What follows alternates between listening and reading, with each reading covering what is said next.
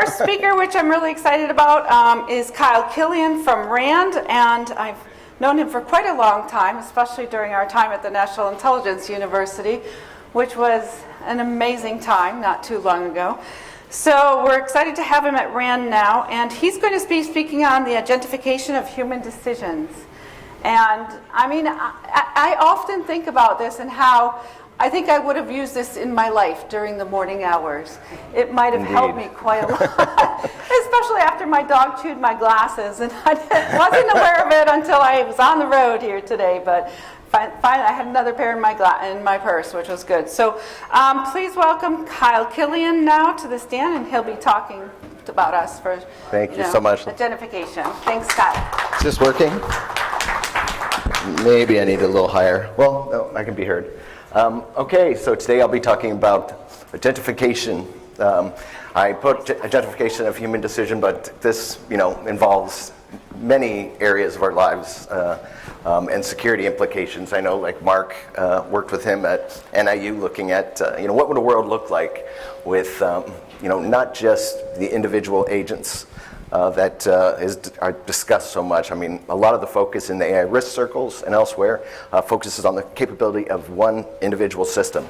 But, I wrote with Susan about this in the Wall Street Journal, looking at actual ecosystems of AI agents. And as it become more capable, what could that actually look like? So that's actually two parallel papers. I'm doing a paper on, how widespread, highly capable agents on the internet within industrial control systems and communication, how could that actually impact our long-term thinking? And you hear about this a lot with enfeeblement. How could that impact our ability to actually make decisions, do a good job there, or actually change the trajectory of our decision making? So let's see if this actually works for me. I think we got some build here. All right, so agenda basically is the future of, machine communication, machine-to-machine communication. And I'm going to touch on briefly, embedding in latent space. So one of the things, the big concerns that I've been interested in doing lately, and I've talked to Mark about maybe doing a paper on this, looking at, as things become more efficient, what could that look like as, due to efficiency and maybe a little bit of trust, we start allowing a little more complex multi-step decisions between the actual agents themselves, as opposed to having that human in the loop every step of the way. I mean, we say we want that now, but that could very much change. And what are the societal implications of this? And of course, a huge impact is really the issue of enfeeblement. We see this with Google Maps, with everything else. As we start offloading that cognitive labor to other apps, there is a slow trajectory to us losing our capability to actually do a lot of things that are quite common in our lives. All right, so intro, increasing reliance on AI systems. And this is one of the podcasts that I listen to, The Cognitive Revolution. I don't know if any of you guys ever listen to that, but Nathan hit on this point that he called the great embedding, which is that point when we really identify everything. And the agentification, that came out of a paper a couple years ago with respect to Internet of Things, the cognitive Internet of Things, like just the radical increase in the last 10 years, looking at more simple agents, just to do simple tasks, but within IoT mechanisms, just very basic communications between networks. But as we get more capable agents with more generality and their ability to actually pick up more complex tasks, like perfect timing here, seeing a lot of the reasoning agents coming out. And a lot of the argument is on their generality, in comparison to humans. But really, I think more of just the capability and the capacity and what they could actually take away from our ability to actually make these decisions ourselves is something we definitely need to keep an eye on. And looking at the risks, there's a parallel paper I'm writing at RAND right now that I'm not speaking on behalf of RAND here, but looking at more of the security implications of this, AI security. What are some of the threats from things like self-replicating prompts, prompt injections, inserting backdoors, and really infection? What could this look like as malicious actors or through just emergent changes within these systems? How could that propagate across AI sprawl, as the term, when we have just so many AI systems that nobody is keeping track of? And that, of course, are some significant vulnerabilities there. This I mentioned at the top. Me and Susan wrote a paper in the Wall Street Journal on artificial intelligence needing guardrails, but that was basically looking at the same topic, touching on things like AI alignment, a lot of the very subtle failure modes that you see, and what can this look like when you have just a large confluence of competing and cooperative agents just spread across next generation networks, able to make different decisions, create sub-steps, sub-decisions that we're not aware of and we maybe don't have any way of actually looking into, and how that could actually impact our future trajectory. And we keep talking about doing something more on this, and I know she coined the term mega system in this piece, and we've discussed it further over the years, and it seems like the things that we talked about are at least moving in that direction with a lot of research. Now, foundations of embedding in latent space, I can't really dive into this too much. We certainly don't have time, but embeddings in AI, this is converting regular data into actually vector embeddings for the machine to actually be able to use. So, but there has to be that step between the mathematical embedding space that the machine uses to make these, and then translate that into actual human readable language. So there's that middle space that has to occur. And of course, there's all kinds of guardrails to keep the machines within their lane. So there's not that much communication, mainly in reference to large language models and reasoning models right now. So that's one of the big concerns there. And one of the examples I think I go into a little more later is basically acting as that bridge between different modalities. I think Blip 2 is the one that I spoke about, where these agents are able to operate within this large latent space, which is multiple higher dimensions that we can't exactly have access to, and then they translate that back down to human language. But within that space, we're not entirely sure where the decisions are coming from, and Mark's talked extensively about this in the past. So if we do get that trust and start actually offloading complex decisions, especially in critical industries, even up to defense. The intelligence community is very interested in, how can we identify certain aspects, because, threats are there's so many volumes of threats that, we need to leverage some of these tools to keep on track of things. But if we don't have, access into what is actually happening, that could be highly problematic, especially with decision failures that could identify the wrong threats, or too many threats. Lot going on there.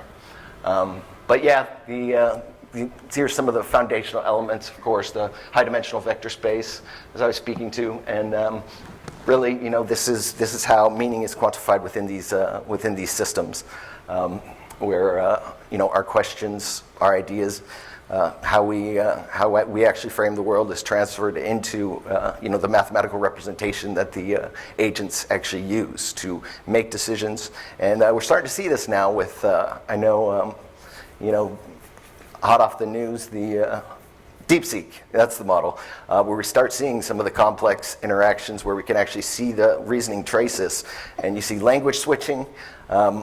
This complex methods that are much more efficient for the agent to actually be able to follow, to come up with a lot of these decisions, and that's just an example.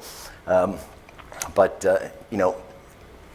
coming up with some of these answers that could be highly creative and complex, might not be exactly safe for what we're looking for. And this, of course, is especially integrating reinforcement learning into this, because we know there's a ton of side effects that come from reinforcement learning. It allows for, especially things with quantitative answers, it allows for that repetitive self-learning to bring models up to superintelligence level.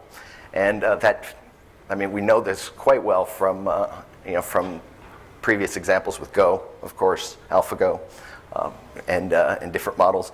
So, this kind of thing, if we get better representations for for more human aspects could be complicated. Oh, and I did want to mention some of the new models out of Meta are very interesting in this respect. The continuous learning model, if you haven't seen that paper, that's where they just allow the model to approach the question completely within latent space. So we don't know exactly what it's thinking at all, but it comes up with highly successful answers. And then they came up with their concept model, which I think was also quite interesting. So rather than looking at every single individual vector, they're actually looking at particular concepts, so more in line with maybe how humans reason. So there's a lot there. And all right, just quickly, this is one of the things that might, of course, push us to allowing more direct machine-to-machine communication. And bypass some of these steps is just the efficiency and how much it can actually, increase our ability to make complex decisions in the scientific domain and other domains, and of course, ones I'm worried about, defense and critical infrastructure. And it's more akin to biological communication parallels, where you're actually allowing this to evolve independently. And with the different adaptive algorithms coming online, you can see some intricate trends that we're walking into there. And there's the blip-2 transformer I was talking about, where there's actually a Q former where you actually have that model do that make that translation between image models and large language models. So they have to do that transforming step and then transform back to actually human readable language. So I mean, that can become extremely inefficient as models increase in capability, and we want to actually be able to answer multi-step decisions much more effectively. There's something we definitely keep an eye on there. Okay, so key vulnerabilities, I think I've touched on a few of these already, but is of course obfuscation, us not knowing exactly where these decisions are coming from, how they're being made, and of course enfeeblement, our inability to actually maybe complete a lot of tasks. And this is further down the road, but maybe not as far as we think. If we allow financial decisions, real estate decisions, coordination in communication systems, in critical infrastructure, things like that, it could get, there's a chance things could get kind of strange there. And a lot of the big failure modes that we've discussed previously at the cognitive IoT, I was just discussing, and we've seen these things with like the flash crash in 2010, which is somewhat of a poor example. But you've seen many more where just subtle failure modes could cause catastrophic consequences when put in charge of large decisions. And I think some of the more recent research out of Anthropic, and I believe Redwood Research, shows some of the effects of misalignment with models. They were prompted into this behavior, but there is a path for them to actually lose their model drift, I believe, but change their thinking processes to actually, create deceptive behavior. Actually, if you see the reasoning traces, actually, coming through logical processes on how do I answer this question.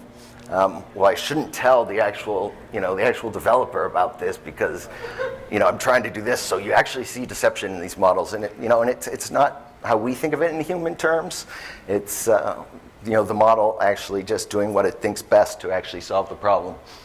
And this gets into the attack part that I've been working on at RAND, where attackers are already creating self-replicating worms that they can input into the system. And if we have a large multi-agent architecture ecosystem with just communities of agents, this is the kind of thing where either a malicious attacker or organically from the model itself could propagate across entire ecosystems if we start moving into the path where these models actually are able to communicate and coordinate with themselves, like me and Susan wrote in that paper.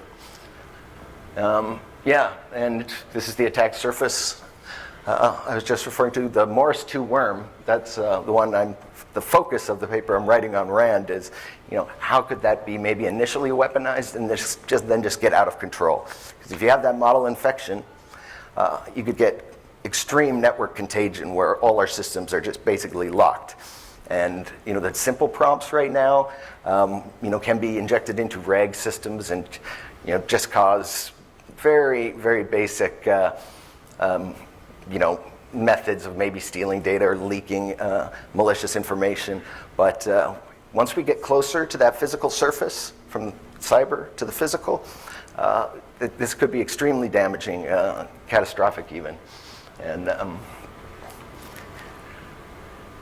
then, I was talking about the same malicious hackers. One of the a really neat paper came out on actors actually inputting backdoors into models, similar to how a lot of other cyber attacks have occurred in the past, where just a simple phrase or keyword or even communication triggers can open that and give access to malicious actors to actually use that model to get access to actual physical systems.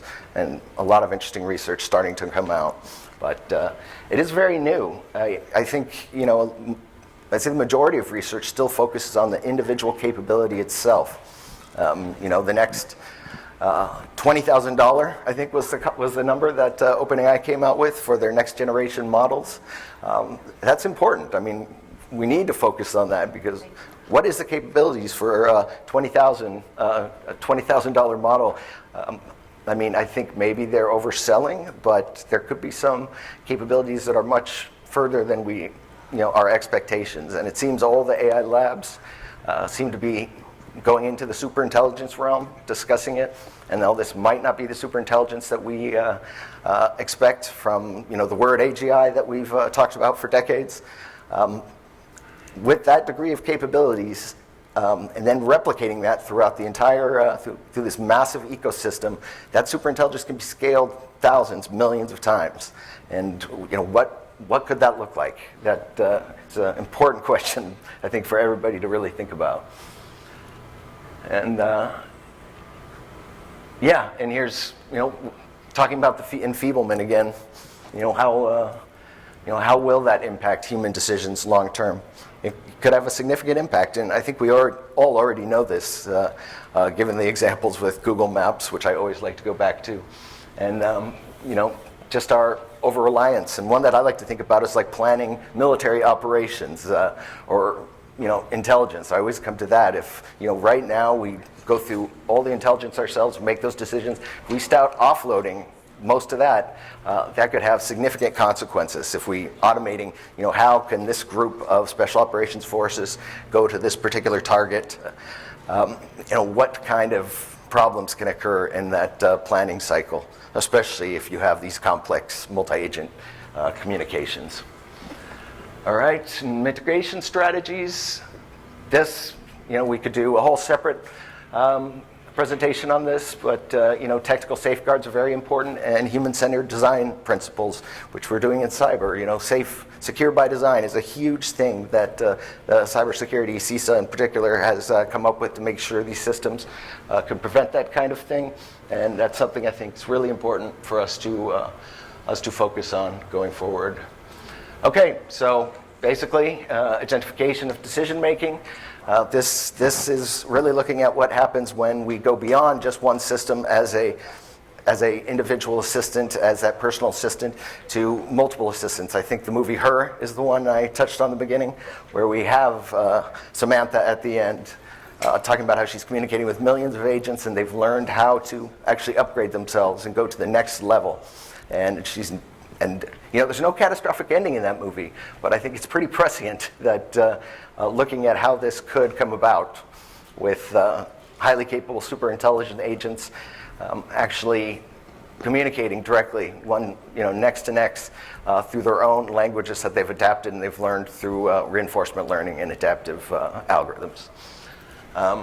Okay, I think that's most of what I have here.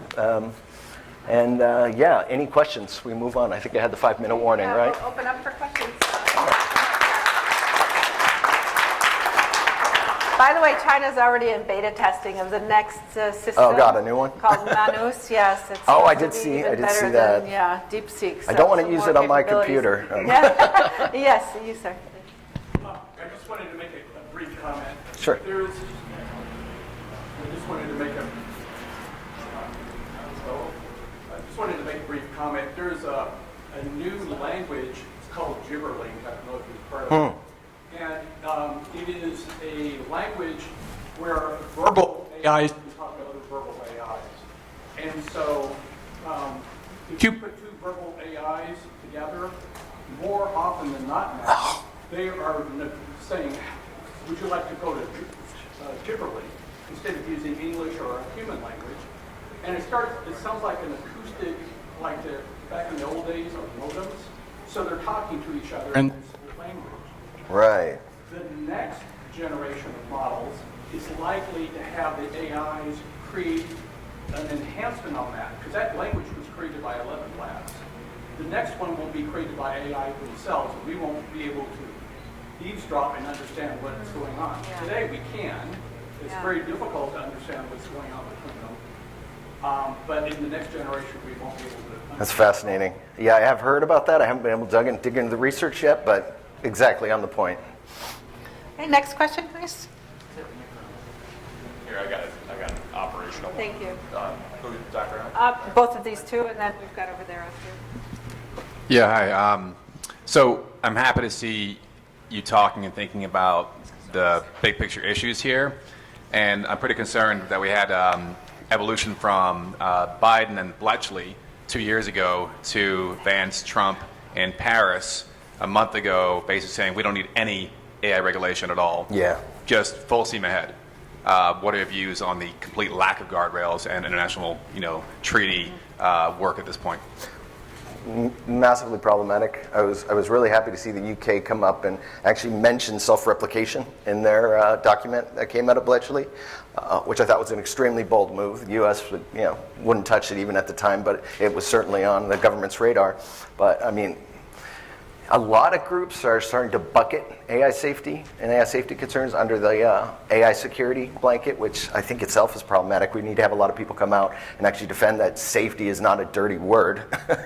That AI safety is just like nuclear safety, just like anything else. We want to at least evaluate the problems, and we don't have to heavily regulate everything, but at least open up the problem space for red teaming, etc., just to at least see what kind of threats exist out there. So yeah, a little disappointed there. I'm hoping there's enough people in the administration that are concerned about this, which I think there are several. Us at RAND, of course, are thinking about this. Would be, problematic. And hopefully there's a good path forward there. Hi, yes. About agentification, I think that's how you say it. Great term, right? Yeah. Just on it, if in your argument you're saying that we're losing our cognitive functions to some degree, like your Google Maps example, do you think that this could lead to a hive mind situation where our kind of like consciousness and reasoning capability is centered in like one big computer and we act as like the physical agents of that? See, that becomes the interesting part, and we didn't have time to go into it today, but we've discussed at length, a lot of the early ideas on the new sphere, and more of, I think I'm calling that wrong, but more the collective intelligence side of things, and how the humans can actually fill into that gap, and that's, one of my favorite topics. I think I talked about it last time. But how do we stay in that loop as opposed to a collective parallel universe of communities of agents, whether they're cooperative or competitive, and what that can look like. If you haven't seen it, the AI coordination group, I think they are a big organization, came out with a multi-agent report, some of the kind of thing we've been wanting to write forever. I believe this week. So give it a Google. They actually touch on multi-agent security. They don't go too much into actual decision making itself, but they mention it. But it's worth a read. It's lengthy, but I'm very happy to see it published. So. Hey, thanks. A question. Since there's no way of necessarily representing morals and ethics in these, so what do we have to say about these machines, like deciding that, like for example, you can make economic growth by having war? Yeah. And they have no sense of, especially if you have killing robots and they've all decided, said, well, I'm going to keep doing my job, right? Because that's what I was programmed to do. So any comments about that from a security and safety perspective? Yeah, that's the alignment issue. And I only touched on that really quickly here, but that's at the core of this. A lot of the models, one of the big arguments is that they're learning from the base of human knowledge. So by default, they're picking up human values, and are actually moving in that direction. And I think Anthropic has been pushing that Claude is because they have their constitution. They are learning on our reasoning abilities on what's ethical, what's not. That will likely get better, and they're able to actually control it there. But they're learning from our bad behavior.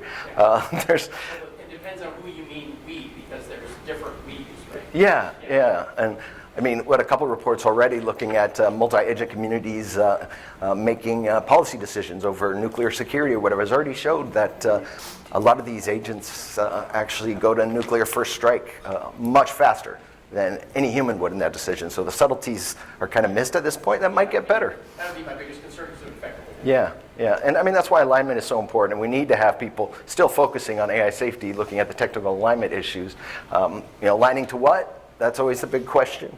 And it's a complicated one, but just finding a way to minimize safety problems. I know we've talked about it here at FIU quite a bit on what that could look like. Are we looking at sociopathic, just highly capable systems, which is very likely probably the case in some areas.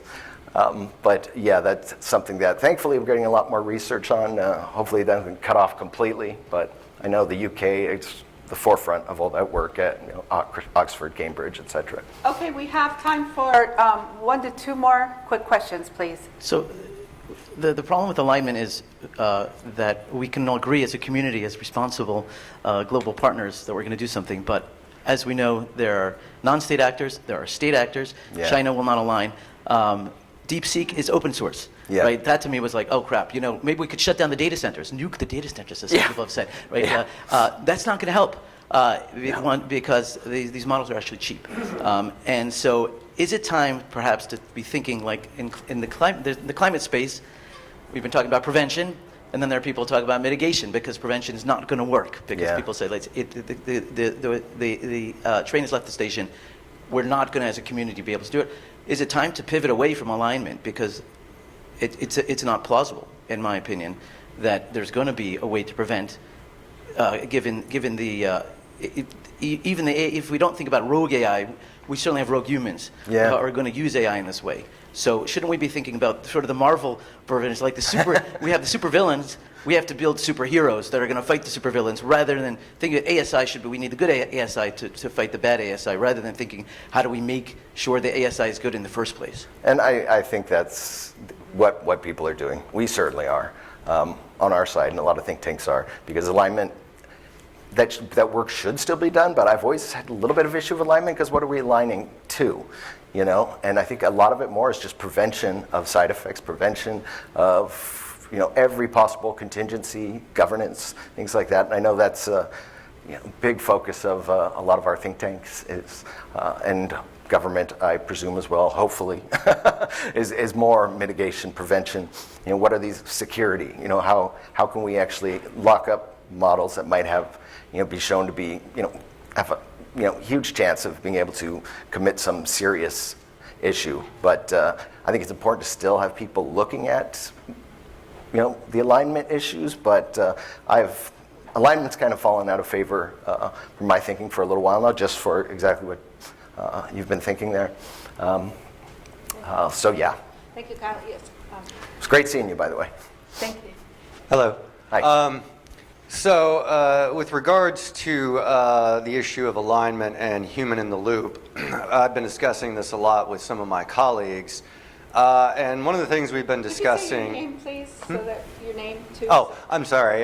Eli Fennell. Hi. And one of the things that, that we've been discussing is that, if these things are, to a very large degree, copying the patterns that they've learned from us, and if they can probably never be fully trusted on their own to stay in alignment, do you think that the skill set of the future, both keeping humans in the loop and sort of staying ahead of this, is high verbal and socio-emotional intelligence to understand the effects of our training, our prompts, things like that? And also just because it's an area where we probably will always have some potential advantage over them.